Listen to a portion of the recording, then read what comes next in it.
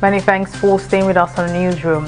A retired Air Force officer, Air Vice Marshal Mohammed Maisaka, has been killed by gunmen suspected to be bandits in Rigasa area of Igabi local government area of Kaduna State. The retired military officer, who is also the chief medical director of MSK Hospital in Rigasa, was murdered on Monday night in his residence alongside his grandson.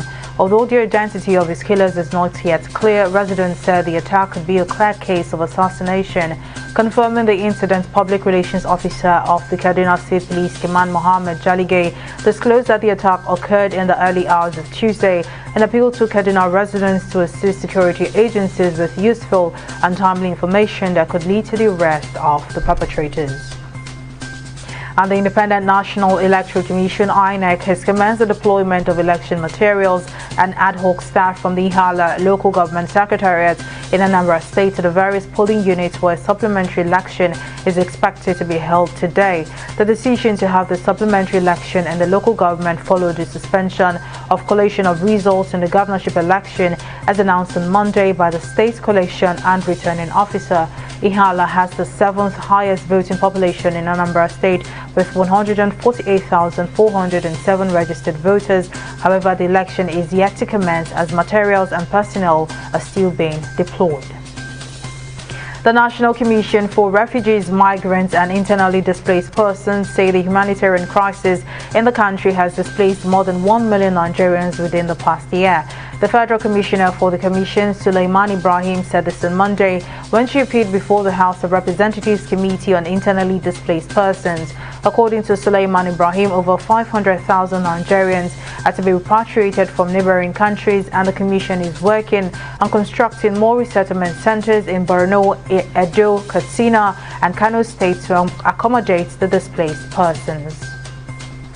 The Lagos State government says a mass vaccination strategy has been established to ensure 4 million residents of the state are fully vaccinated before the end of December 2021. According to the State Commissioner for Health, Akin Abayomi, the mass vaccination is important to prevent a fourth wave of the deadly coronavirus in the state. He further explained that once this is achieved, it will bring the state closer to the state governor's mandate to vaccinate 30% of the Lagos population within 1 year, which commenced in August 2021. The African Export-Import Bank, Afreximbank, has awarded $400,000 in grants funding to the National Institute for Pharmaceutical Research and Development of Nigeria to boost pharmaceutical production in the country. According to Afreximbank, the grant is for the establishment of an active pharmaceutical ingredient plant and represents a significant proportion of the estimated funds required to execute the project. The bank further noted that the API project included the development of a contextual training program for pharmaceutical industry stakeholders, among other things. The United Nations has warned that Ethiopia is at risk of descending into a widened civil war if the fighting in the northern Tigray region does not stop. In a statement by the UN's Political and Peace-Building Affairs, Rosemary DiCarlo, no aid trucks had reached Tigray's capital Mekelle since mid-October, despite 7 million people being in urgent need of food aid. The UN director revealed that 400,000 of those in need are living under famine-like conditions.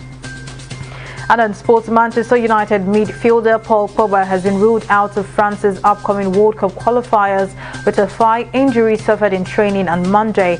The 28-year-old limped out of training at France's Clairefontaine base after taking a shot and was replaced. France are top of their qualifying group D with 12 points from 6 games, and victory against Kazakhstan will secure them a place in next year's World Cup finals. Well, that's all on the newsroom. Join us in the next hour for more updates. Thank you for watching.